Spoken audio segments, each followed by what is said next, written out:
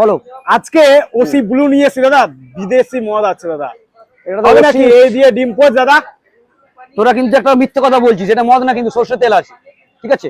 আজকে তো মূল্য, তোকে এতদিন আমি অন্য অন্য জিনিস দিয়ে বানিয়ে দিয়েছি, আচ্ছা। আজকে অরিজিনাল ডিমের পোচ বানিয়েছি তোকে সর্ষের তেল দিয়ে। সর্ষের তেল দিয়ে? হ্যাঁ, একদম। দাঁড়াও এক তুমি তো মিনিট। কেবল নিয়ে খুললে দাদা, আগে কি তাহলে ডিম ভেঙে নিচ্ছে দাদা? আগে ডিম ভাঙলাম। আচ্ছা, তারপর ওটার নাম রাখবে ওসি ব্লুর সর্ষের তেল। সর্ষের তেল।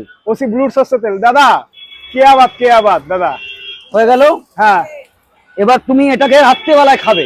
রাত্রিবেলা খাবো? রাত্রেবেলায় খাবে। আচ্ছা দাদা। আমি যে সর্ষের তেলটা ইউজ করলাম, হ্যাঁ, ওই তেলের ডিমের পোচ খেলে আচ্ছা, রাত্রিবেলা ঘুমটা ভালো হবে। আচ্ছা, তাদের ঘুম ভালো যদি হয় তাহলে তোমার শরীর স্বাস্থ্য ভালো থাকবে। আচ্ছা, ঠিক আছে, মেন্টাল তোমার মানে প্রিপারেশন ভালো চলবে।